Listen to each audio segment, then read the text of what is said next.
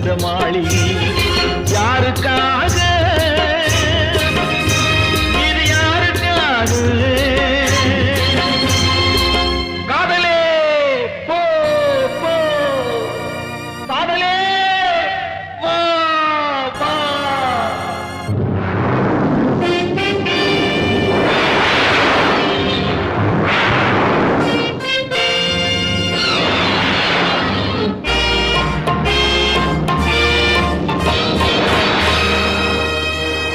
மரணம் என்னும் தூது வந்தது